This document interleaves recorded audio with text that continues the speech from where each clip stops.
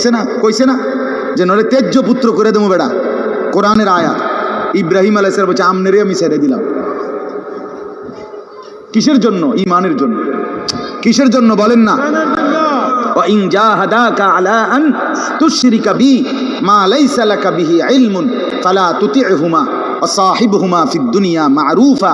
কোরআনে আল্লাহ বলেন তোমার মা বাপ যদি তোমাকে আমি আল্লাহর সাথে শিরিক করতে বলে তুমি কোনোভাবেই তার অনুসরণ করবে না। হ্যাঁ, তবে মা বাবার সাথে কষ্টদায়ক আচরণ করবে না, ব্যবহার করবে ভালো, ব্যবহার করবে উত্তম, তার গায়ে হাত দিবে না, তারে ধাক্কা দিবে না, তারে গালি দিবা না, তারে ধমক দিবা না, কিন্তু তার কথা মানবা না। কোন কথা? আল্লাহর নাফরমানির কথা। শিরিক, কুফর, নাজায়েজ, হারাম, হারাম।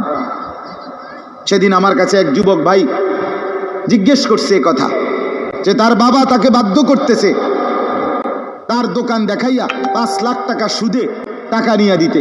মন নাই? আমি পরিষ্কার আমরা বলছি যে অসম্ভব কথা। তোমার বাপ প্রয়োজনে তোমারে ঘর থেকে বের করে দিবে, দেও। এক তো তুমি তারে গালি দিও না, কিন্তু তুমি তার এই কথা মান্য না। এই কথা মানার অধিকার, যেটা আল্লাহ হারাম করছেন সেটা বাবার কথার কারণে হালাল? আরে বলেন না কেন? যেটা আল্লাহ হারাম করছেন সেটা স্বামীর কথার কারণে হালাল না। আমি কিতা করতাম, বেডিতে এই সমস্ত ফাঁকনা কথা কই লইতো না।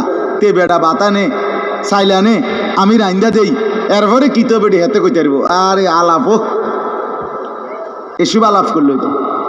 ফেরাউনের ঘরে বিবি আসিয়া ফেরাউনের মতো জালেম কাফের, তার ঘরে নিজের ঈমান 100 ঠিক রাইখা দেখাই দিছে পৃথিবীবাসীকে যে জমিনে ফেরাউনের চাইতে বড় কাফের কে হবে।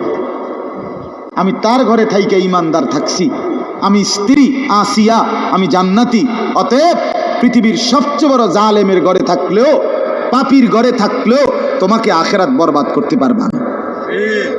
আল্লাহ আমাদের মা বোনদেরকে বুঝার তৌফিক দান করে, আপনাদেরকেও বুঝার তৌফিক দান করে। নিজের স্ত্রী, নিজের কন্যাকে বাজারের পণ্য বানাবেন না। আত্মমর্যাদা বহুত বড় সম্পদ, গায়রত। আপনার স্ত্রী বেপর্দা বাজারে বাজারে ঘুরে রাস্তার পুরুষ রাক্ষসের মতো তাকাইয়া দেখে, আপনার আত্মসম্মানে লাগে না? আপনি বেগায়রত, আপনি পুরুষ নামের কলঙ্ক। আপনার মেয়ে বেপর্দা হাঁটে, 8-7 কাপড় পরে, টাইট কাপড় পরে, জামা পরে, রঙ্গিলা পাউডার সিয়া সাজ্জা রাস্তার বখাটে দুই পাশে কুত্তার মতো দুই পাশে গুরগুর গুরগুর কইরা পিছনে পিছনে ঘোরে।